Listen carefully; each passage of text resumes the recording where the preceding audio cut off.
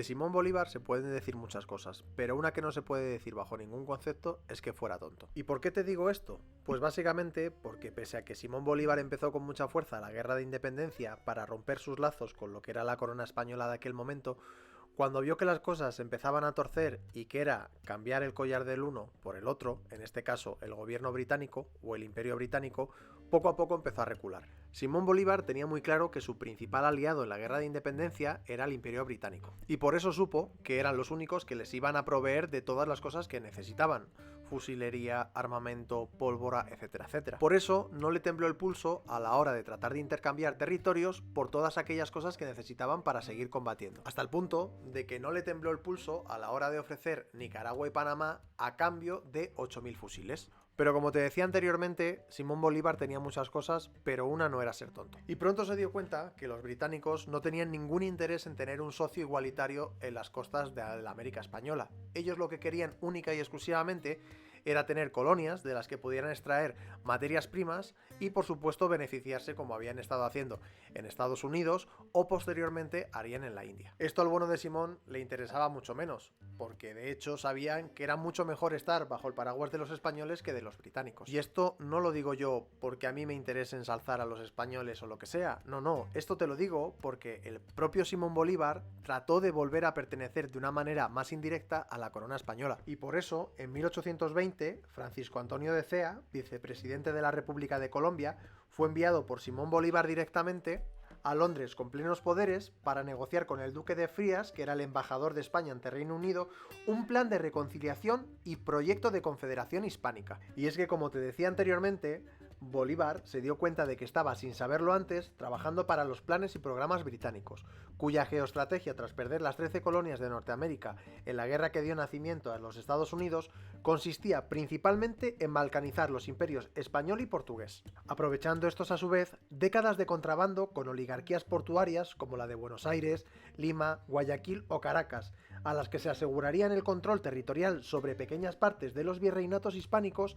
a cambio, claro, de que aceptaran el libre mercado británico y convertirse en exportadores de materias primas. Y por eso Cea, a través de las indicaciones de Bolívar, el cual le había dado carta blanca, le propuso al duque de Frías la creación de una confederación hispánica democrática con centro en Madrid. Y para que vieran que esto no era un farol ni que estaban tratando de hacer ninguna jugarreta, el propio Cea se iba a quedar como presidiario en Ceuta. Pese a la insistencia del duque de Frías y que el propio Cea iba con carta blanca para negociar lo que fuera necesario, Fernando VII, que todos sabemos que no se va a caracterizar por ser el mejor rey que ha tenido España, se cerró en rotundo y dijo que no iba a negociar nada de eso. Y sí, es totalmente cierto que Fernando VII tenía menos luces que el tren de la bruja, es decir, no era muy espabilado, y probablemente si hubiera tenido un poco más de visión, ahora mismo los países hispanoamericanos y España estarían hermanados en una pseudo Commonwealth británica. Como bien sabemos, esta información nos demuestra que Fernando VII no era el más listo de la clase, pero también nos demuestra que Bolívar, entre otros, tampoco quería independizarse al 100% de España.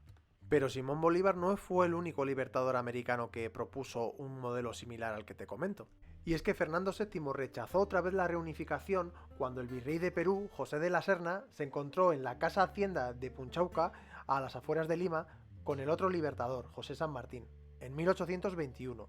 un año después del fracaso de intento en Londres de Bolívar y Cea con el duque de Frías. San Martín le propuso a de la Serna el reconocimiento de las independencias de Chile, Perú y las Provincias Unidas del Río de la Plata, de las que luego surgirían Bolivia, Paraguay, Uruguay y Argentina. Aquellas tres repúblicas, según dijo San Martín a de la Serna, se constituirían como una única monarquía constitucional, encabezada por un príncipe español y con capital en Bolivia.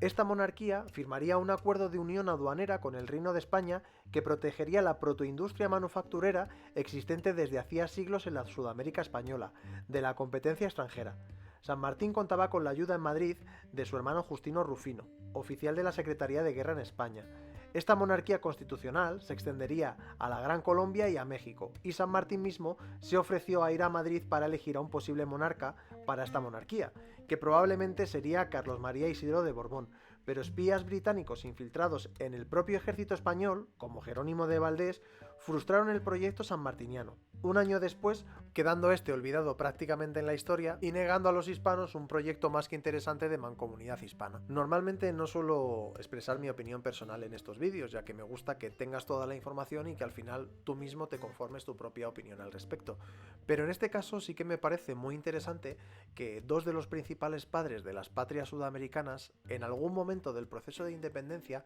ambos se dieran cuenta de que lo mejor para sus países era seguir manteniendo una relación de igual a igual o con algún tipo de vasallaje con la corona española. Porque visto lo visto y viendo cómo se estaban poniendo las cosas por el lado británico, se estaban dando cuenta que más tarde o más temprano el imperio británico acabaría destruyendo, como pasó a posteriori, toda la protoindustria del continente. De hecho, una gran parte de los temores de estos padres de la patria, que era que su territorio se balcanizara y que al final acabaran en manos del imperio británico, se acabó dando. Y solamente hace falta ver el ejemplo del Virreinato de Nueva España. Cuando el Virreinato de Nueva España se convirtió finalmente en los Estados Unidos de México, vemos como pocos años después los Estados Unidos de América prácticamente canibalizaron un tercio de lo que era todo el territorio, dejando el mapa de Estados Unidos tal y como es actualmente. Es que como dice el refrán, divide y vencerás. Y justamente al tener territorios más pequeños, más independientes y normalmente más débiles, se empezaron a reproducir un montón de pequeñas guerras e invasiones, como pueden ser las que comentábamos anteriormente de la Nueva España o lo que era actualmente México, las invasiones británicas al Río de la Plata o algo que en términos históricos ha sido relativamente reciente como la Guerra de las Malvinas. Guerras que con casi total seguridad no se habrían librado si realmente existiera una unión de países totalmente igualitarios y en los que existe una relación de igualdad y de entendimiento, pero que tienen fuertes raíces en común, como son todos los pueblos hispanohablantes. Y es que aunque a veces no lo creamos, hay muchas más cosas que nos unen de las que nos separan. Por eso, si te ha gustado este vídeo, revienta el botón de like, que a mí me ayuda mucho, suscríbete y nos vemos en el próximo vídeo curioso de la historia.